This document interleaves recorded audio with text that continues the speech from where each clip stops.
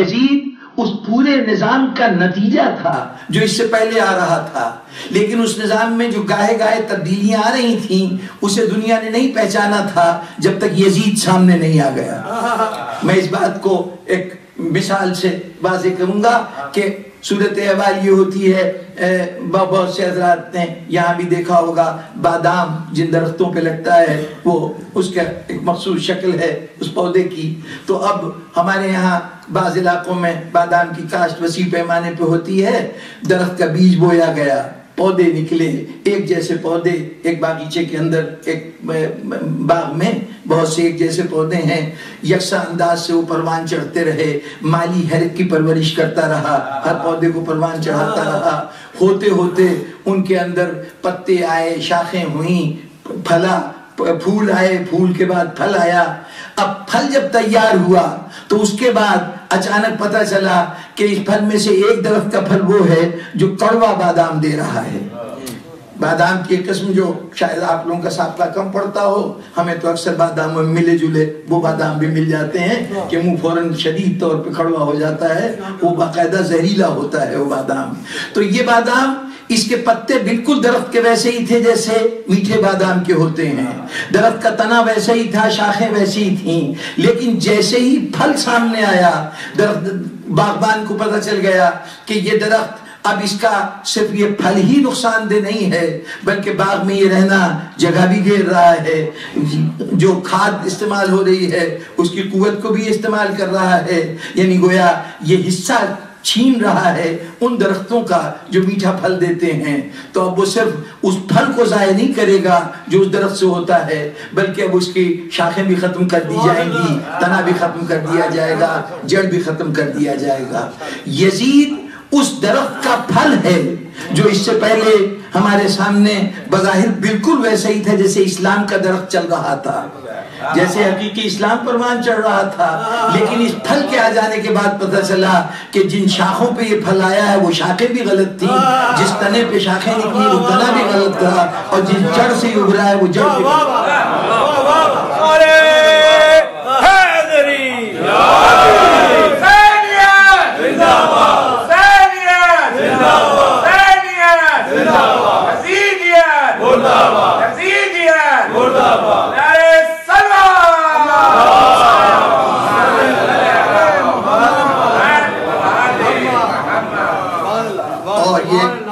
ہم سمجھ سکتے ہیں کہ اگر باغبان اپنے تجربے کی بنیاد پر، اپنے علم کی بنیاد پر صرف درخت کو دیکھ کر ابھی پھل آنے سے پہلے اس پہ پھول کھلے ہوئے ہوں یا اس کی شاخیں سرسبز و شاداب ہوں وہ کہے کہ یہ نقصان دہ ہے اس کو کاٹ دو، تو ہر دیکھنے والا جو پوری طرح سے نہیں جانتا، جو باغبان کی نظر نہیں رکھتا، وہ یہ کہے گا کہ عجیب ناسمجھ انسان ہے کہ اس کے یہاں ایک درخت جب پھل دینے کے وقت آیا تو اس وقت اس کو کاٹ رہا ہے، اس کو ختم کر رہا ہے۔ اگر کربلا کا واقعہ اس سے کچھ پہلے ہوتا، یزید کے مسند اقتدار پہ آنے سے پہلے ہوتا، تو دنیا کو پتہ نہ چلتا کہ حسین علیہ السلام کے اقدام کا اصل مقصد کیا ہے۔ اس لیے انتظار ہے کہ وہ جو شجر خلافت اگا تھا اس کے اوپر پھل آ جائے تو پتہ چل جائے گا کہ یہ صرف آج سے غلط نہیں ہے، جب سے اس کی جڑیں قائم کی گئی تھی اس وقت سے غلط چلا۔ اور اگر آپ غور کیجئے تو جتنا نظام تھا اس سے پہلے کا، وہ نظام جس نظام سے اس سے پہلے سلطنتیں بنی تھیں، وہ تمام قاعدے قانون جس سے حکومتیں وجود میں آئی تھیں، یزید کی ذات میں وہ سب جمع ہو گئیں۔ یزید کی ذات میں وہ سب جمع ہو گئی ہیں۔ اس سے پہلے حکومتیں کیسی بنتی رہیں؟ حکومتیں چند افراد کے درمیان دو چار آدمیوں کی اس خواہش کے نتیجے میں بنی کہ صاحب ہم چاہتے ہیں کہ اس خاندان کو یا اس قوم قبیلے کو حکومت مل جائے۔ اس کے بعد پھر یہ بھی ہوا کہ حاکم نے اپنے بعد والے حاکم کے لیے وصیت کر دی۔ پھر اس کے بعد ایک اشرافیہ، ایک ارسٹوکریسی، چند افراد کا ایک مجموعہ، 6 آدمیوں کی ایک شورا مقرر کی گئی کہ یہ جو فیصلہ کر دیں گے اس فیصلے کے مطابق حکومت بنے گی۔ پھر ایک وہ دور آیا کہ جہاں عوام نے تقریباً جمہوری انداز سے پورے عوام نے جمع ہو کے مطالبہ کیا کہ اس کو مسند اقتدار ملنا چاہیے، وہ مسند اقتدار مل گئی۔ اس کے بعد پھر ہم نے دیکھا کہ ہیلے سے، مکر سے، فریب سے، طاقت کے زور پر حکومت حاصل کی گئی۔ اب یہ جو 5 طریقے سے حکومتیں بنی تھیں، مسلمانوں نے کہا ان 5 میں سے جس طریقے سے بھی حکومت بن جائے وہ شرعی ہوتی ہے،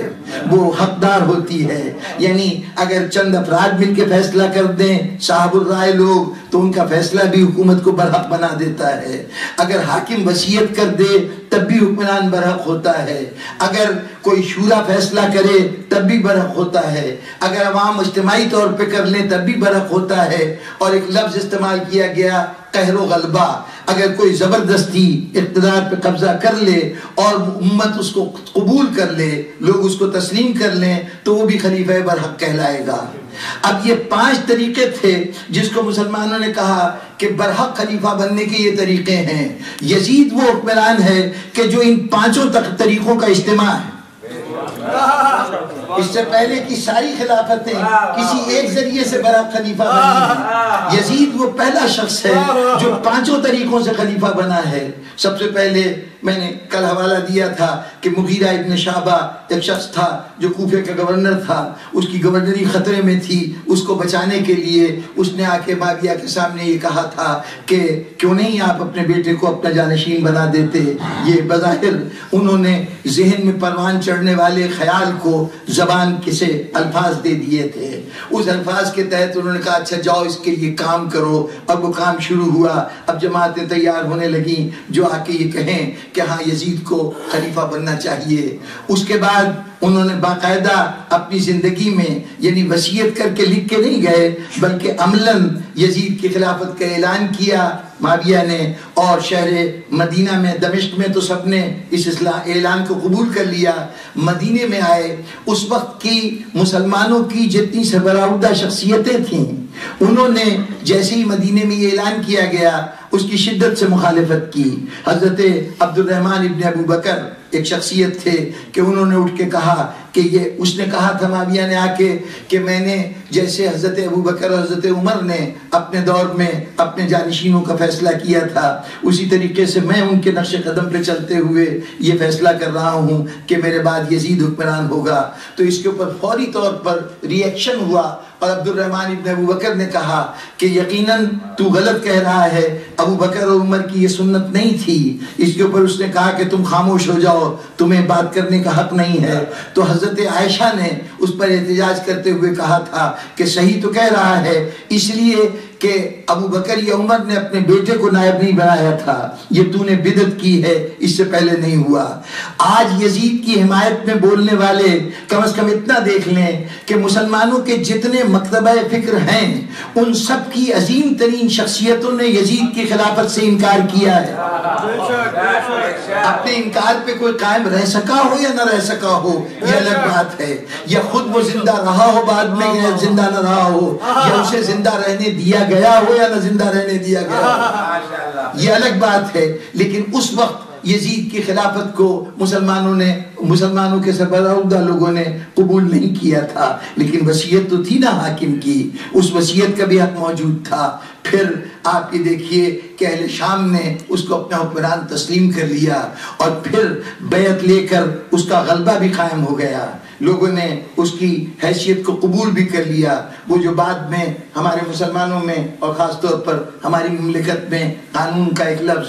مشہور ہوا کہ نظریہ ضرورت کے تحت، وہ نظریہ ضرورت یہی تھا کہ اگر کوئی حکمران مسند اقتدار پہ آ جائے اور اقتدار اس کے ہاتھ میں آ جائے تو اب عدالت اپنا فیصلہ کر کے اس کو اقتدار سے ہٹا نہیں سکتی، تو کیوں نہ اس کو تسلیم کر لیا جائے۔ وہ صورتحال بھی یزید کے ساتھ ہو چکی ہے۔ تمام وہ ذرائع جن کے تحت خلیفہ برحق ہوتا تھا، خلیفہ کو برحق سمجھا جاتا تھا، یزید میں وہ طریقے جمع ہو گئے۔ اس مرحلے پر امام حسین نے جب یزید کو چیلنج کیا ہے، اگر وہ یزید کے مقابلے میں یہ ثابت کر دیں کہ یزید خلیفہ برحق نہیں ہے تو صرف یزید خلیفہ برحق نہیں ہوگا بلکہ وہ سارے اصول بھی خلاف حق ثابت ہوں گے جس سے یزید نے قبول کیا۔